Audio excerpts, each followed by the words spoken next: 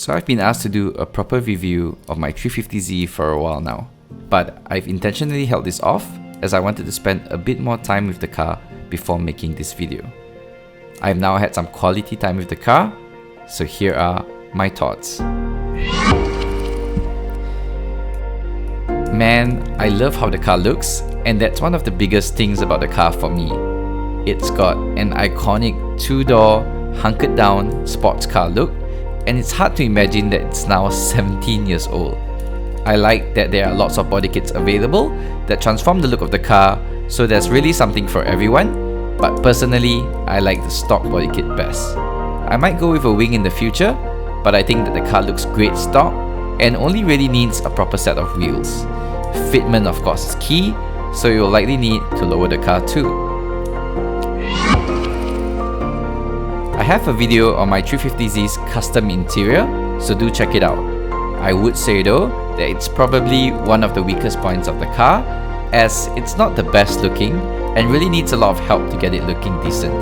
That being said, there are some nice touches like the center gauges, which I love, and it's still quite a nice comfortable place to be in.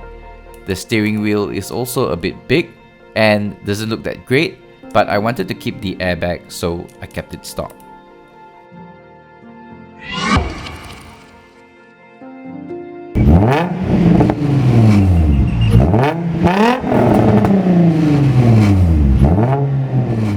Now this is where it gets really good.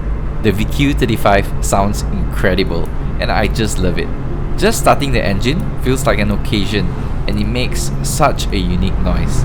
With the cutout valves open, it's got a trumpet-like honk, but even with the valves closed, it still sounds really sweet just driving slowly around town, and you always feel like you are driving something special.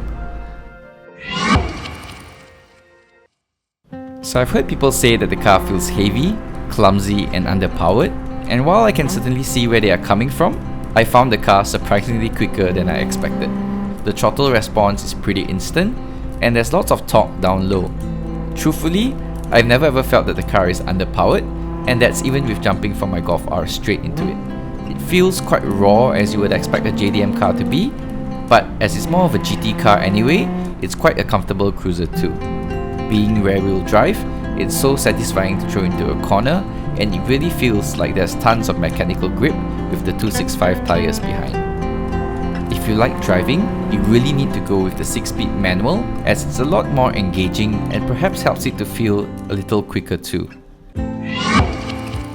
I think this can be quite a good daily driver if you can live with 2 seats and a decent at best size boot. The ride height also needs to be slightly higher, as the ride height my car currently has would make it incredibly annoying to drive daily, as you have to crawl over bumps and it still scrapes certain bumps that are very high. Fuel consumption is pretty bad too. So I'll be coming up with a video on this soon, but generally it's a pretty easy car to maintain, as it's actually quite a simple car.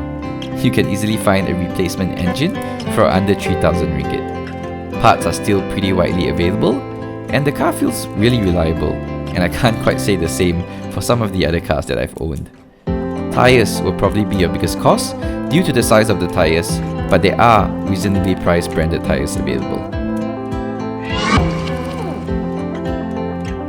So the price of the road tax in Malaysia is probably the worst at 4,300 ringgit a year. The quality and design of the interior could also be a lot better, but I must say that the JDM cars that we get are definitely not as bad as the USDM cars that you see all over YouTube.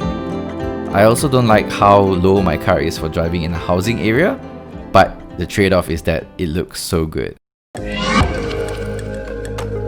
So I think that the 350Z is amazing value considering how much it goes for these days. The road tax of course is a big factor, but I guess you can consider it as depreciation, as the cars are likely to not drop in value much further. There are tons of mods available at reasonable prices both locally and overseas in sites like C1. I feel that it strikes the right balance between not being too old. I mean, I love the 90s cars as much as anybody else, but the age of the cars would likely make me drive them less, And the 350Z has got relatively modern safety features like 2 airbags and traction control, which was actually a big consideration on my part. At the end of the day, always buy what you like, so I've had no regrets. I still turn around to look at the car every single time I park it, and the sound it makes always puts a smile on my face. So thanks for watching, guys. Subscribe for more coming up. Please give it a like or a share if you've enjoyed this, and I'll see you in the next one.